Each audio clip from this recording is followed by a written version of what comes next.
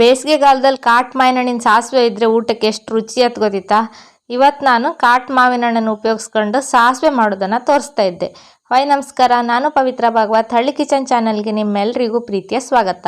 ನಾನಿಲ್ಲಿ ಒಂದು 8 ಮಾವಿನ ಹಣ್ಣನ್ನು ತಗೊಂಡಿದ್ದೆ.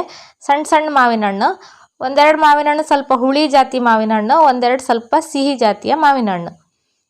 ಹುಳಿ ಸಿಹಿ ಎರಡು ಒಟ್ಟ ಇದ್ದರೆ ಸಾಸಿವೆಗೆ ಲಾಯ್ಕತ್ತು. ಹಾಗಾಗಿ 2 ಜಾತಿಯ ಹಣ್ಣನ್ನು ತಗೊಂಡಿದ್ದೆ. ಚಂದ ಮಾಡಿ ತೊಳೆದು ಅದ್ರದ್ದು ಚೊಟ್ಟನ್ನೆಲ್ಲ ಕಟ್ ಮಾಡ್ಕೊಳ್ಕೊ. ಚೊಟ್ಟಲ್ಲಿ ತುಂಬ ಸೊನೆ ಅಂಶ ಇರುತ್ತೆ. ಈ ಥರ ಚೊಟ್ಟನ್ನು ತೆಗೆದು ಹಾಕಿದರೆ ಆ ಸೊನೆ ಅಂಶ ಹೊತ್ತು.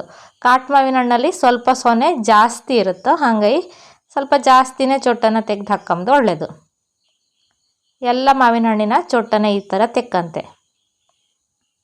ಒಂದೊಂದು ಮಾವಿನ ಹಣ್ಣಿನ ಪರಿಮಳ ಒಂದೊಂದು ರೀತಿ ಇರುತ್ತೆ. ಕೆಲವು ಹಣ್ಣಿನ ರಸ ಸ್ವಲ್ಪ ದಪ್ಪ ಇದ್ದರೆ, ಕೆಲವು ಹಣ್ಣಿನ ರಸ ನೀರಾಗಿರುತ್ತೆ. ಕಾಟು ಮಾವಿನ ಹಣ್ಣಿನಿಂದ ಯಾವ ಅಡುಗೆ ಮಾಡಿದರೂ ತುಂಬ ರುಚಿ ಆಯ್ತು. ಈ ರೀತಿ ಸಾಸಿವೆನೂ ಸಹಿತ ತುಂಬ ಲಾಯ್ಕಾಯ್ತು.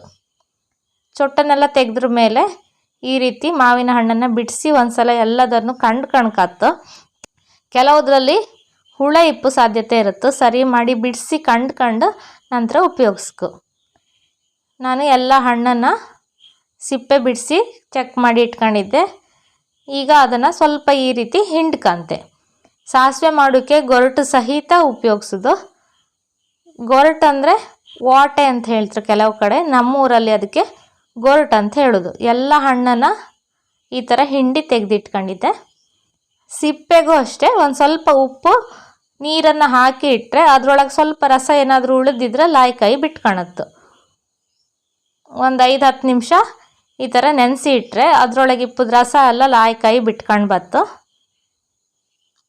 ಈಗ ಮಿಕ್ಸಿ ಜಾರಲ್ಲಿ ಕಾಯಿ ಸಾಸಿವೆನ ಹರ್ಕೊತಾ ಇದ್ದೆ.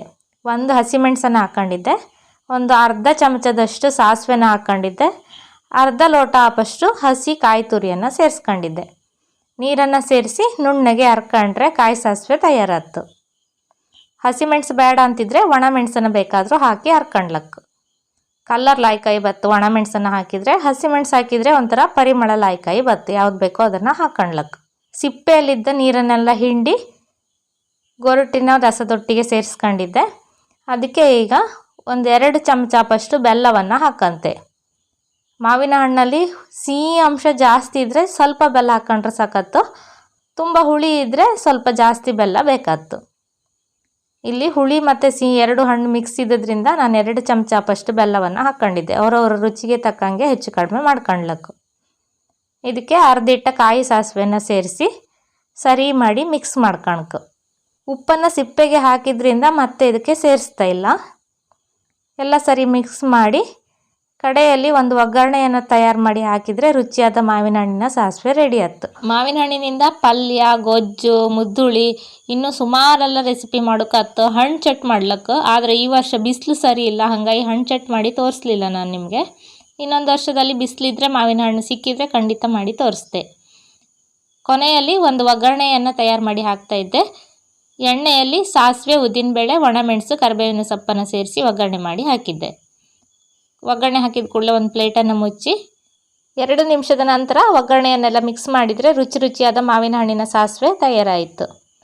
ಇದನ್ನು ಅನ್ನದ ಜೊತೆ ಊಟ ಮಾಡೋಕ್ಕೆ ತುಂಬ ಲಾಯ್ಕಾಯ್ತು. ಇವತ್ತಿನ ಸಾಸಿವೆ ರೆಸಿಪಿ ನಿಮಗೆಲ್ಲ ಖುಷಿ ಆಯ್ತು ಅಂತ ಎಣಿಸ್ಕೊಂತೆ. ಖುಷಿಯಾದಿದ್ದರೆ ಲೈಕ್ ಮಾಡಿ, ಶೇರ್ ಮಾಡಿ, ಅನಿಸಿಕೆನ ಕಮೆಂಟಲ್ಲಿ ತಿಳಿಸಿ. ಚಾನಲ್ ಇನ್ನೂ ಸಬ್ಸ್ಕ್ರೈಬ್ ಮಾಡಲಿಲ್ಲ ಅಂದರೆ ಪ್ಲೀಸ್ ಸಬ್ಸ್ಕ್ರೈಬ್ ಮಾಡ್ಕೊಳ್ಳಿ. ಇದೇ ರೀತಿ ಇನ್ನೊಂದು ಹೊಸ ರೆಸಿಪಿಯೊಂದಿಗೆ ಮತ್ತೆ ಮುಂದಿನ ವೀಡಿಯೋದಲ್ಲಿ ಸಿಕ್ಕುವ. ಅಲ್ಲಿವರೆಗೂ ನಮಸ್ಕಾರ.